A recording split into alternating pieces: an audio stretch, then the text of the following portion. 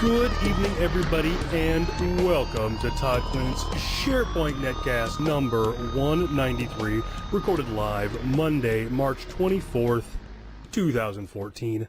I am your host and the proud owner of last place in his NCAA bracket here at work, Todd Klindt. And speaking of my place of work here, none of this would be possible without the folks at Rackspace. You can see they gave me that nice flag. Got the flag back up. The flag was gone last week, but it's back this week. And they sponsor all of this. They give me the time to prep for it and all that stuff. So you can go out to sharepoint.rackspace.com and you can see all the cool things that we've got going on out there. And there's some tutorials and there's like blog feeds and Twitter thingers and stuff, all that out there. And if you scroll down to the bottom, there's that Fanata Blaster game that's a lot of fun. It is work related, so if your boss yells at you, you're exempt because it's work related. It's on a Rackspace site, so you are good to go. So go on out to sharepoint.rackspace.com and check for all of that. And thanks to them for making this all possible. First section, always production notes. Have some fun production notes, some good and some bad. The first is the audio seems to be better. I talked a couple of weeks ago about, got some great feedback at the SharePoint conference, met a bunch of you folks, a bunch of the listeners and a bunch of the folks that are in the chat room and all that. Everybody had a lot of great things to say, but one of the new things that I heard a whole bunch of times that I'd never heard before was problems with the audio. Now, I kind of knew there were problems with the audio. You guys had just been too polite to say anything, but it came up at the SharePoint conference, and one of the folks, Mario, was kind enough to give me some help on what I needed to change. He even went so far as to download Camtasia because he's actually does some audio stuff. He's a musician and all that, and all of his software was better than mine. So he even downloaded the version of Camtasia that I have, did some test recordings, took screenshots of all the settings, and then sent that to me. So 191, I played with that a little bit, didn't quite have it right. Sounds like 192 is a sweet spot. I've had a couple people come back and say that the audio seemed better in 192, and that's all thanks to Mario. So I think I'm going to probably stick with those settings. So that's not the live audio, because that doesn't get processed and jiggerfied and transmogrificated and all that kind of stuff. But it's the recording stuff, so the YouTube video, the MP3, or the MP4 video version. So certainly give me some feedback on that when you get a chance, and I will keep I'll keep tweaking that. But I think it's been pretty good. So he had me compress it, he had me raise the audio a little bit and kind of get everything evened out, and that was a big thanks to Mario for that. So you can thank him next time you see Mario, and I'll give him a shout out and all that. The lighting in the background are another thing that I've been playing with lately, getting close to on that. You can see we got one light going. Last week I had two lights. 2 weeks ago I had two lights going, and kind of trying to get a feel for that.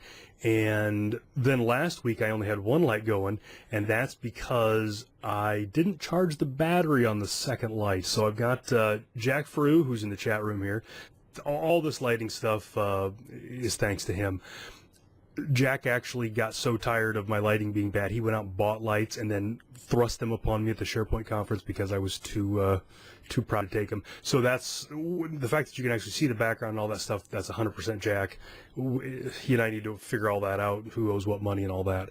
But there are both of the lights here are battery powered, and I've got one here that I'm using. Again, thanks to Jack for this. So look, get your face really close here so you can see the light. I'm kidding, I'm not going to turn that on. So they're both battery powered, and you can kind of see they've got these batteries in the back. And I had charged them last week, or at least I thought I had. Batteries like this, but the way the battery charger sits, it's actually upside down. And when I charged this battery, everything was fine, and that light worked last week. But then when I charged the other battery, I didn't get it seated exactly right, and it actually didn't charge. So it sat in the charger all day, not doing a darn thing, just sitting there, hanging out, taking in the views. So when I hooked it up to the light, obviously it didn't work. So got that part figured out, got both batteries charged. You're probably asking yourself, why aren't you using both lights then, dummy? Well, last week when I was fiddling with all that, I broke the lighting shoe that I used to mount all this. You can see this part's broken, so I need to order a couple of these. But I promise next week it's only going to take like 6 or 8 weeks for me to get this all figured out. But thanks to Jack, I've got some lighting now, and we're going to play with it a little more. I need to remember to play with it before, 20 minutes before I go online. But that's kind of given a little bit of contrast to the background and all that. Got some extra background here too. That seems to be helping. So thanks to everybody. This is like a crowdsourced thing. Like I'm not capable of doing this myself. Everybody's got to like pitch in to make it work. But I appreciate that. You guys have made it all better. The audio, thanks to Mario. Lori does all my notes for me. Jack's helped with the lighting. Doug's helped with some stuff. I don't see Doug in the chat room tonight, but Doug's helping me with some stuff too. So thanks to everybody for that. I appreciate that. In the chat room, they're all comparing me to the absent-minded professor. That's awesome. I can do SharePoint and all this, but I can't figure out how to charge a battery. You guys are great. But anyway, so thanks to those folks. We're kind of working on this, getting some ideas on how to do all this. But I think it is getting better. I think the production stuff. We're closing in on 200 episodes, and that's about how long it's going to take me to get it right. And in the chat room, the audio, you guys just noticed that the audio is better. When I fired up the streaming software, it was using one of the webcam mics, so I turned to this, and now that you're using the fancy mic, now the audio is better. But thanks everybody for that. And then the final production note is the RSS feed kind of got updated late, and the blog post went out late. But that's all me. I got nobody to blame but me for that. So hopefully next week will go sooner. Had a busy week last week, so all that. Love, yes, they're saying they only care because they love me. I'm just tired of suffering through all the bad stuff. All right, topics. The whole reason that we're here. 7 minutes in, finally getting around to the good stuff. A whole bunch of stuff happened last week. I got a whole bunch of topics. Hopefully we'll be able to get through all of them. But a lot of things went on last week. The very first one that I've got on my list here is last year, Microsoft did a strange thing, a thing they hadn't done before. In March, they put out, so we got the cumulative updates that come out on the even-numbered months, and that's February, April, whatever the next even-numbered month is, so on, so forth, all that. But last year, they did a weird thing where they put out a March, which is an odd month, public update. Never done that before, never seen a public update before. Threw us all on our ear, and they made it a mandatory patch and all that kind of crazy stuff, and we had never seen such a thing before, and had never seen such a thing since. But now it's April, or it's March again. You know what it's time for? Another public update. This one, though, it looks like is just for SharePoint Foundation, SharePoint 2013 Foundation. And this update fixes a Service Pack 1 issue. And if you've got Service Pack 1 installed on Foundation, it breaks some search web parts. This March 2014 public update fixes that search issue for Foundation only. And so if you've got SharePoint Server, you're fine. You don't need it. This kind of piggybacks a little bit on the stuff we talked about in last week in 192 about how search inside of Foundation is just a little off-center, just a little tweaked a little bit. And this, I think, is probably related to that. So you can go out to my, I don't have a link to this on my patch page yet because I'm not sure. Well, I've got it linked on the Service Pack 1 notes page, but it doesn't increase your farm build number, so I'm not sure how to show it in the list yet. It'll get in there eventually. I just don't know how best to do it. But if you've got Foundation, you've got Service Pack 1, install it. The interesting thing is it doesn't matter if you install this patch first and then Service Pack 1 or Service Pack 1 and then this patch, just in whatever order, because it really only updates one component inside of SharePoint. But however, whatever order you install it in, just make sure you run the configuration wizard at the end after you've installed whatever, and that will get your Foundation search working better.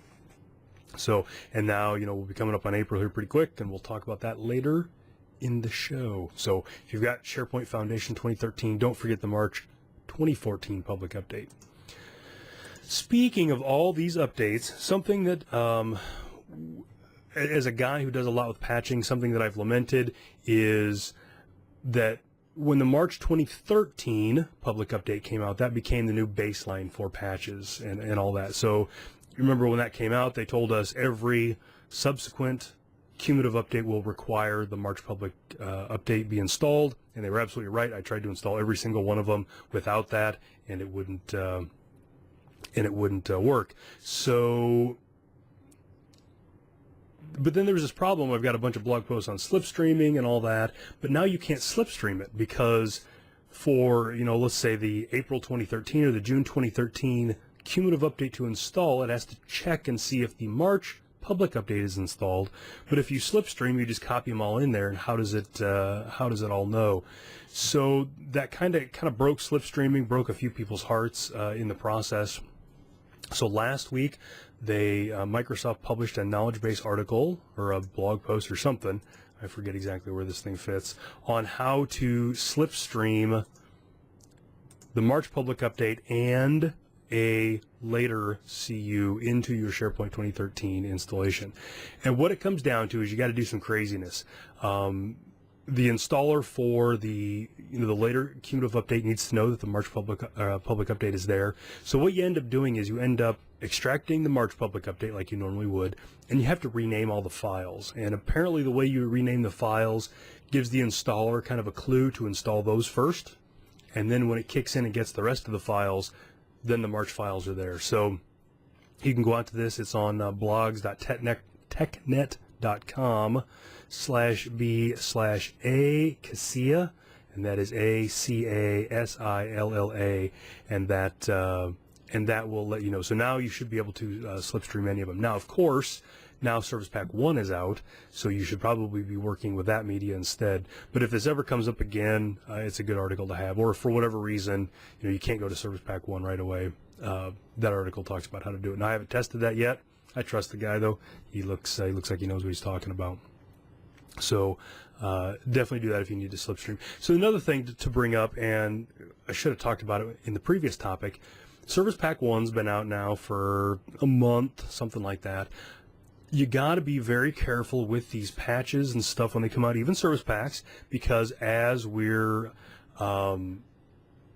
finding out, even that Service Pack 1 that was tested for months and months, they found out after it came out, it broke something. And so you can't just jump in with both feet. Can't get too excited. I know installing patches is fun. I know patching SharePoint is something you guys love more than life itself, but you just got to be cautious with these things. So probably still too early to have Service Pack 1 in production, in my opinion, but it absolutely, positively at this point should be in your test environment, and you should be running it through its paces. Now, have your end users test it, those kind of things. Maybe I need to do a topic on that sometime. It's just how to do some testing, because that's kind of tough. But have SP1 in your sites, but probably still a little early to have that in production. So speaking of, and I got that out there. Okay, so speaking of cumulative updates, well, let's work into that. So we found out last week that SQL 2014 is going to be coming out any day now, and I forget exactly what the dates are. It's going to show up on MSDN here in the week or so. It's been released to manufacturers or whatever, but SQL 2014 is right around the corner.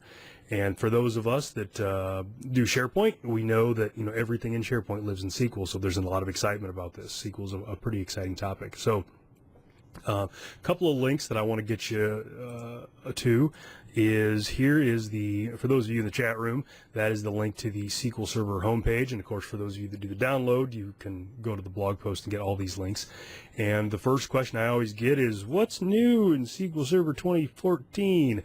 Right after, who cuts your hair, and have they had their eyes checked lately? But then the next question I get is, what's new in SQL Server 2014? So Microsoft has a page out there called What's New in SQL Server 2014. So you can check that and you can see what things are out there, if it's anything you care to get upgraded to, things like that.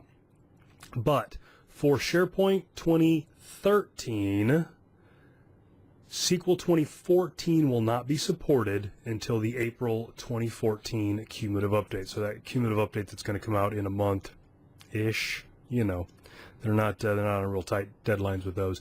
But the April 2014 cumulative update will add SQL 2014 support.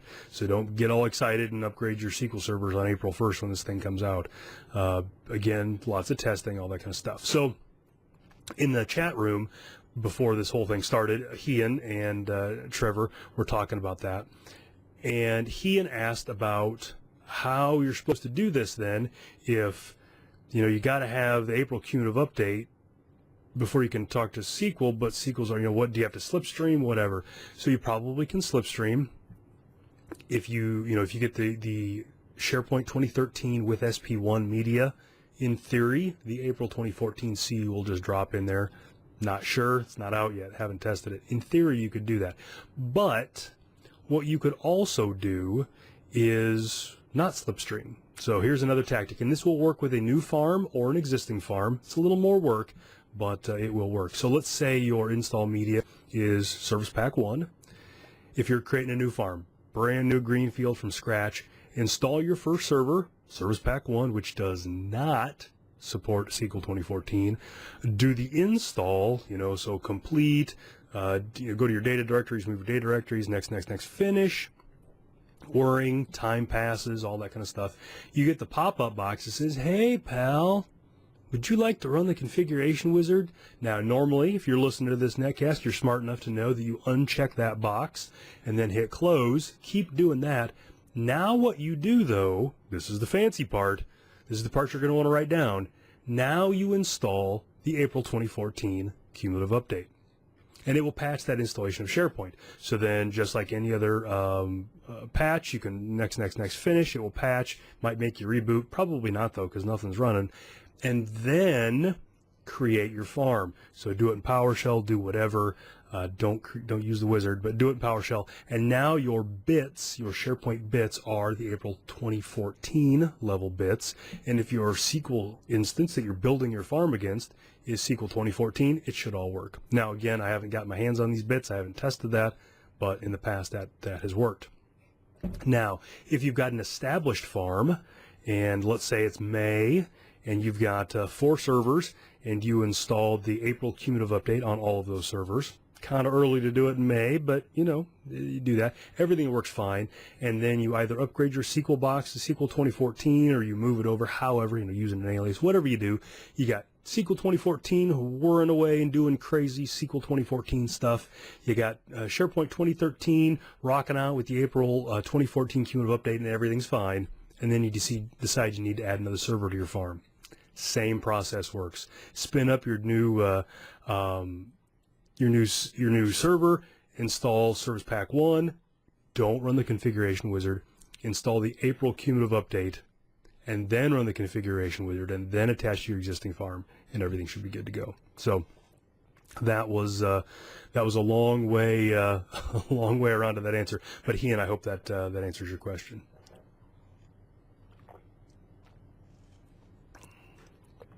So once that all gets out, we'll do some tests and all that kind of stuff. So Ian is asking, if slipstreaming is used, does the March 2014 public update need to be slipstreamed before the April 2014 cumulative update? Well, first off, remember that March 2014 public update is only for Foundation. Only for Foundation, not necessary for server. Don't even know if it'll install. Only for Foundation.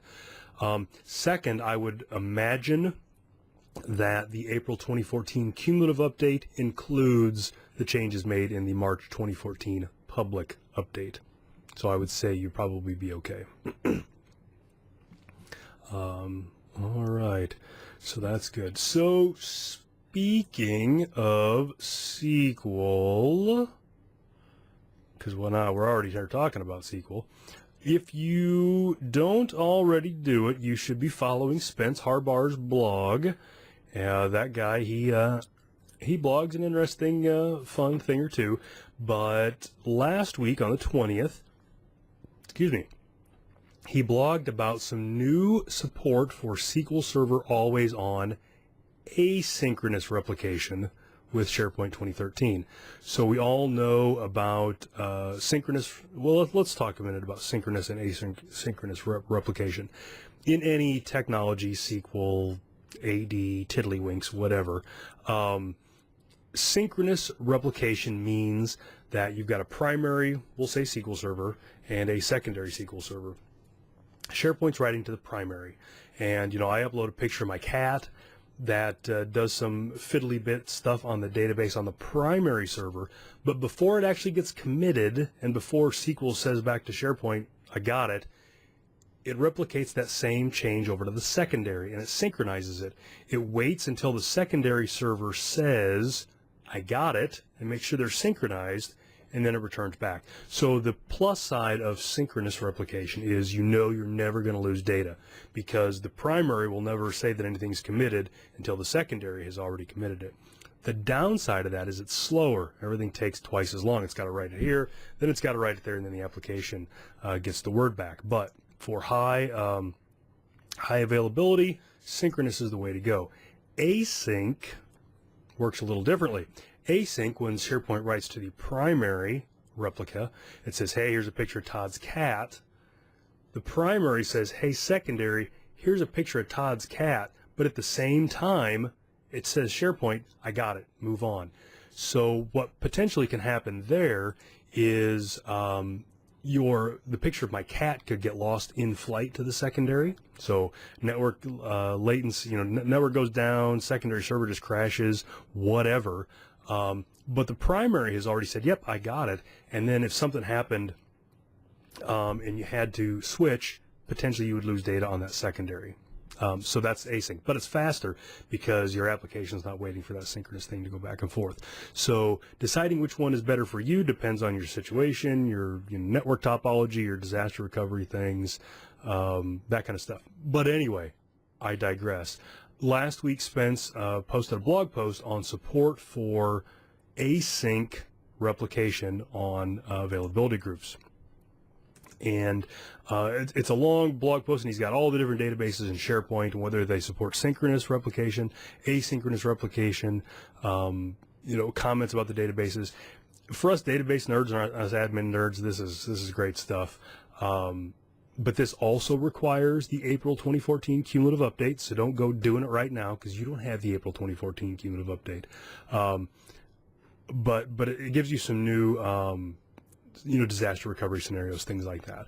So read that. There's even some new PowerShell commandlets to deal with this, so it's all pretty cool. So go out and read that. Spence writes some good blog posts, even if his blog does have an adorable lavender background to it.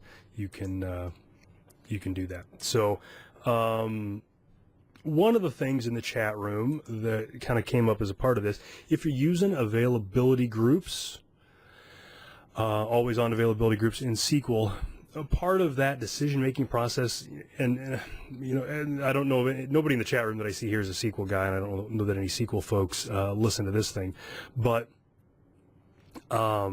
when you set up the availability groups, there's a specific set of properties you have to set for backups because of the way that things get committed. You can't just back things up. And so there are 4 options. Preference for doing your backups on your secondary, so you can have multiple replicas of your database with the availability group. It's not just one for one like it was back in the old days with mirroring. So you can say I prefer a secondary, and then if a secondary is not available, then it goes to the primary.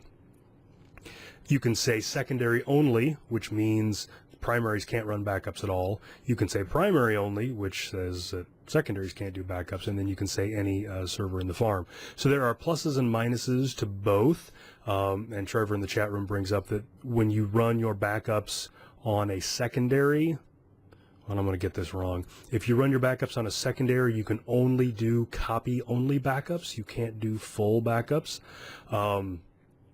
But you can do transaction log backups. So the issue with the copy-only backups is they don't move that backup flag forward. So you're always, your last full backup, not copy, but full backup is where that flag is for things like differentials and stuff like that. So not bad, not good. You just have to know what you're doing and know what's going on. One thing to think about if you have secondary only backups set is what happens if your primary fails. So if you have secondary only backups set and you've got a primary and a secondary, the primary fails, and the whole purpose for this whole availability group stuff is to not have downtime. So now your secondary says, put me in, coach, I'm ready to play, and it becomes your primary, which is great because that's the whole reason we did this. SharePoint keeps humming along and pictures of my cat keep getting rendered out. But now you don't have a secondary. And so if that other server doesn't come back up, if you have secondary only backups set, now you've got no backups because you've got no secondaries. So when you're reading through that, make sure you understand what that means and what that means for your disaster recovery plan and all that. It's kind of tricky. But know that, because you can do fulls in one place and transaction logs and backups in another. It's all, maybe that's another thing I should talk about sometime, is just the whole availability group stuff. But just know what those topics, are before you set that up. But read Spence's blog post. That's a good one. Okay, so here's one, and this is one that Jack, the guy that helped me out with these lights here, he sent this one to me today. And this was a good one. I think we've talked about some of this in the past, but it bears repeating. Because I heard somewhere, and boy, I can't even believe this is true, but apparently there are some folks that haven't listened to every minute of every one of my netcasts and haven't retained it all. So even if I've talked about something before, I might have to talk about it again. Terrifying. But anyway, Jack brought this up, and it's kind of, and I like when Jack emailed it to me, he mentioned it is not so much a how-to, but just a here's a list of things that I screwed up. And honest to God, Jack, that's all my blog is. My blog is just a diary of things I've screwed up, so that you don't have to. So it's all the same thing. And the people in the chat room are just aghast that folks don't listen to this. I'm with you guys. You guys are on it. So Jack's got a pretty thorough blog post about how to configure the Office web apps, or now Office Online, for 2013, and kind of some of the common pitfalls with it. And this is, I'm telling you, as I was reading this, Jack, I was like, oh yeah, I did that one. Oh yeah, I did that one too. So it's, he talks about certificates. He talks about using DNS names so that you can do load balancing. He talks about how the Office web apps sometimes destroy IIS, and so you have to rebuild, you have to register IIS with ASP.NET. He shows how to join a second server, so you can have redundancy and all that kind of stuff, and what works with that and what doesn't work. So, and the good one, you can't use a system account with the Office web apps, all that. And the other one that's a pretty common one is the zones and the bindings. So the Office web apps have the same idea of zones, alternate access mappings, sort of, and you got to make sure that those all match. You get some really weird things. The other one, and I don't know that you've got it in here, Jack. No, you don't. So the other one was, when I first set it up, I had my Office web apps had a certificate, so that we're going over SSL. SharePoint was not. And when you configure the connection between the two, there's this option for allow HTTP. But I'm like, nah, I don't need to allow HTTP because my Office web apps box is running HTTPS. What I didn't realize is that's a two-way conversation, and since SharePoint was not using HTTPS, things failed. So, of course, everybody should have HTTPS everywhere, all over, but if for whatever reason you don't, make sure you do that allow HTTP flag. But good article from Jack. I can tell, as a guy who doesn't blog as much as he used to or would like to, I can tell this blog post took a long time to put together because he's got his PowerShell snippets and all that kind of stuff. So it's a good one to bookmark if you're going to be installing the Office web apps, or if you've even got them installed. When you patch them and all that kind of stuff, he covers some of the things they're going to cover with that. So good article there for Jack. Thanks for bringing that up. Trevor in the chat room brings up that it's very, very insecure to use HTTP with Office web apps. It is, and if you think about what it's moving back and forth, it's all your data. It's your Word documents, it's your Excel documents, it's all that stuff. So yeah, be very careful with that. Might as well just write our passwords and put them on our foreheads. Yeah, use HTTPS. So, and one of the things that I wanted to bring up kind of on the tail of that is a bunch of the stuff that we've talked about and a bunch of the stuff that we're going to keep talking about in the next couple of weeks is stuff that I saw at the SharePoint conference.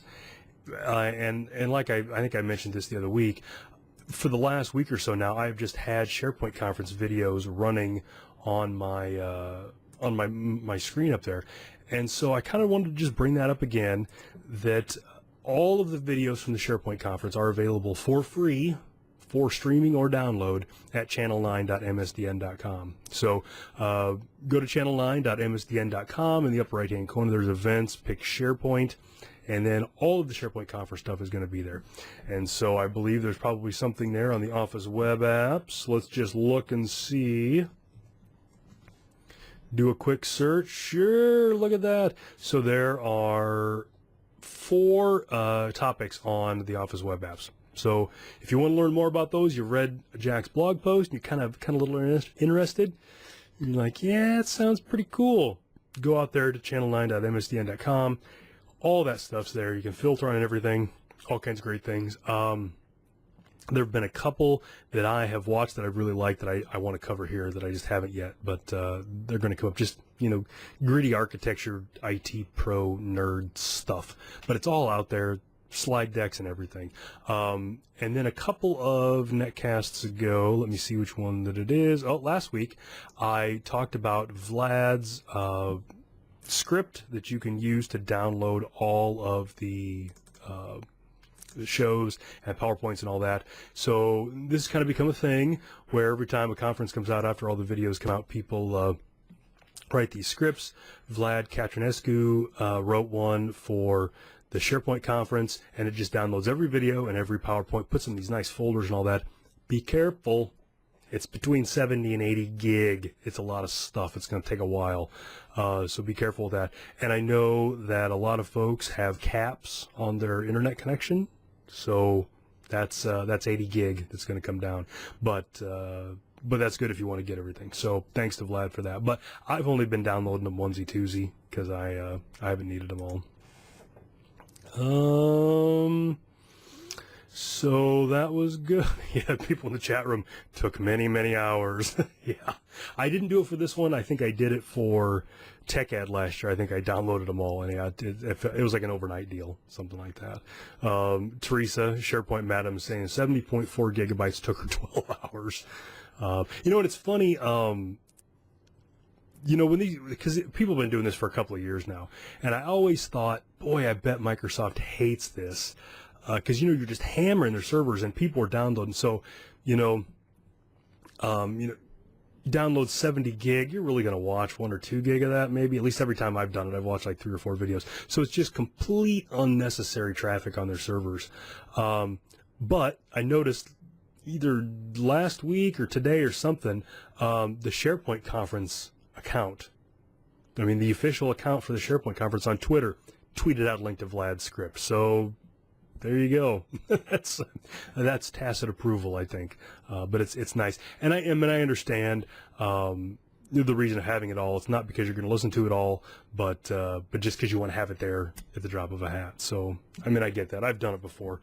I'm a digital hoarder. I can relate. But there's just some great stuff out there. All right, so that's last week's notes. So one final thing I wanted to talk about, and we've spent a lot of time here the last few months talking about stuff that wasn't SharePoint, and there's been some really great stuff come up for that, and this is one of them.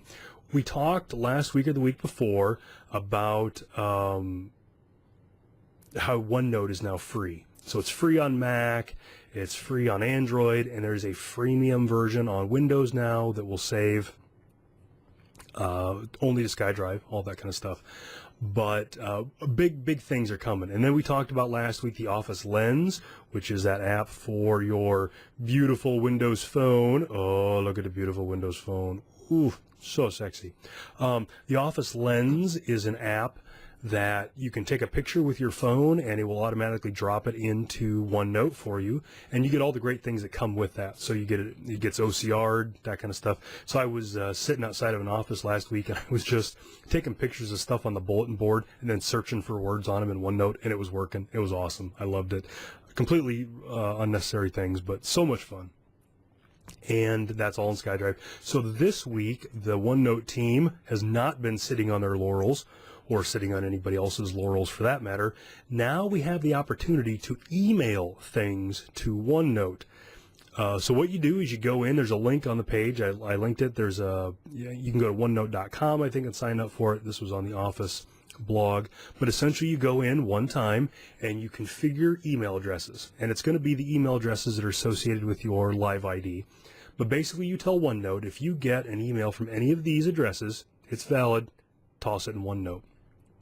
And then you can forward any email to me at OneNote.com, and then whatever you just emailed will show up in the Quick Notes folder of your OneNote. So Quick Notes is a specific location. Obviously, you know, everybody that uses OneNote has multiple files and multiple tabs and multiple pages and all that kind of stuff. So if you go in OneNote, go to Options, Save and Backups, there's going to be a location there called Quick Notes. And all this stuff, Office Lens and the email stuff, all go to that Quick Notes thing. Once it's there, you can right-click and move it wherever you want and do whatever you want with it. But that's where it stops first. But any of this stuff, anything you can email from anywhere. So, you know, if you're on a Mac or your iPhone or you know, your Jitterbug phone or whatever, you can just forward stuff in there and it'll just show up. And again, just like the Office Lens, it gets OCR'd, it gets all that kind of stuff, so you can start searching for words inside of it. So great stuff. And Jeff in the chat room brings up an interesting thing. If you use TripIt, which is another thing that you should, if you travel a lot like I do, TripIt's awesome. But one of the things you can do with TripIt is when you get your hotel confirmations, your flight confirmations, and all that kind of stuff, you can forward those to plans@tripit.com, and it will automatically parse that email and add it to your plan. So that's pretty cool. So you can do the same thing now with this. If you're going to be taking a trip, if you don't use TripIt, you should, shame on you, but you could do the same thing for any trips, you know, to help with your expense reports or whatever. Get your airline thing, forward it to OneNote. Get your hotel reservations, forward it to OneNote, and then have a OneNote page for that conference or whatever, and everything will be in one spot.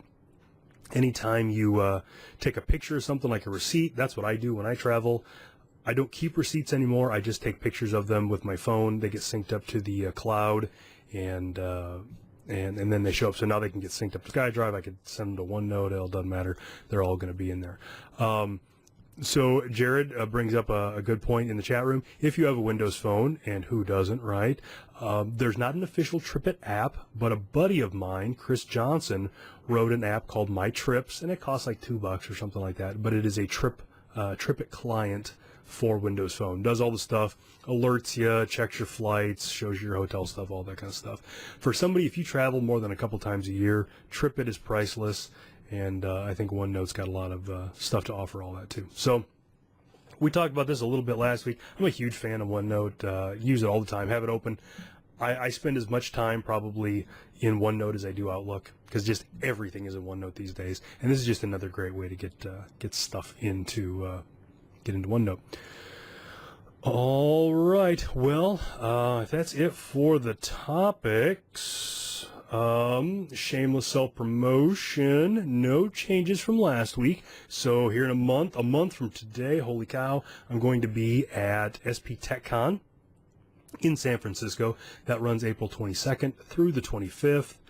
We're going to be doing a half-day session that first day. We're going to be doing, so those of you, let's take a step back. Those of you that went to our upgrade session at the SharePoint conference, there was kind of two pieces of feedback that we got. Number one was, goodness sakes, why are you letting Shane drag you down? You could do so much better without Shane. I know, I've been getting that for like 8 years now, but that is the way that it is. It's just how it goes.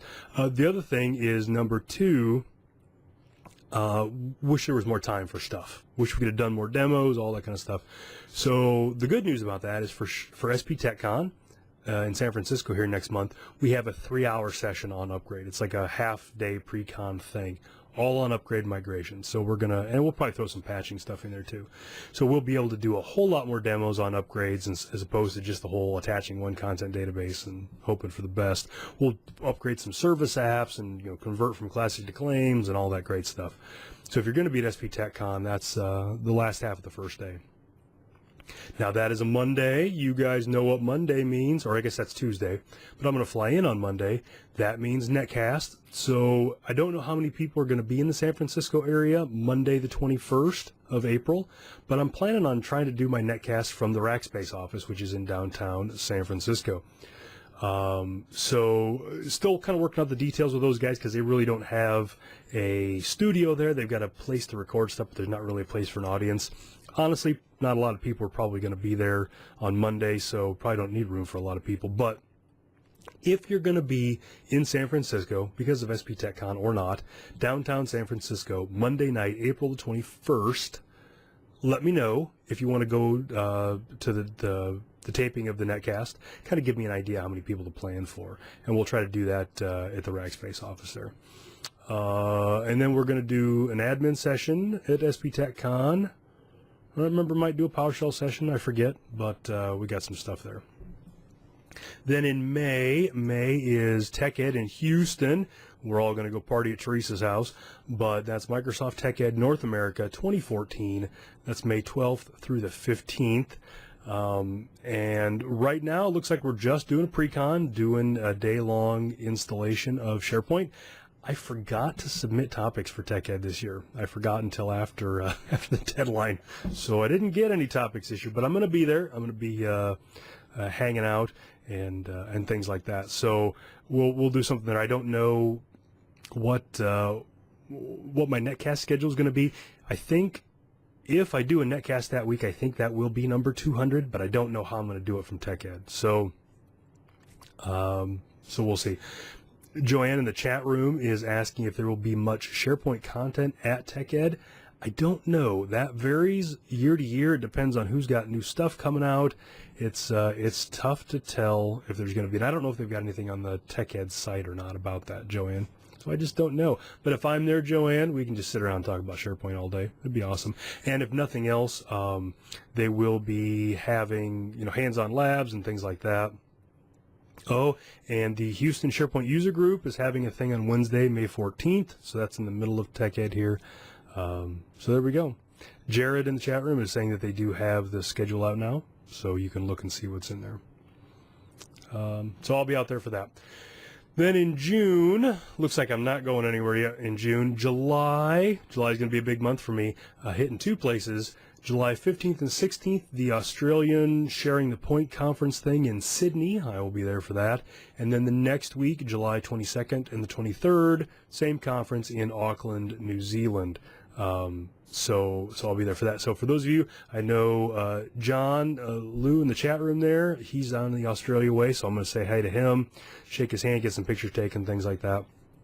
But if you're in Australia and New Zealand, I'm going to be down that way. Shoot me a line. We'll hang out. Last time I was down there for this conference last year, I hooked up with Bruce Albany and a bunch of his coworkers. We went out for lunch. It was a good time. We just sat around and chatted, and it's great because I'd never know people when I go to places like this. And so Bruce reached out to me, and we hung out, and it was a good time. So thanks to Bruce for that. But if you're down there, give me a shout. So got a couple other things that might be going on, but I can't announce them just yet, but keep dialed in. So thanks everybody. Thanks to the chat room. I'll be sticking around for a bit after the show, so don't run off yet. Thanks to everybody who downloads this. As always, you can get a hold of me at Todd Klindt on Twitter, todd.klindt@rackspace.com. I hide out in Yammer. I haven't got any idea how to tell you how to find me on Yammer, but I'm out there. I almost never go. But if you've got production ideas, topic ideas, just want to tell me how much fun this all is, by all means, drop me a line, let me know. So thanks for listening in, and see you next week.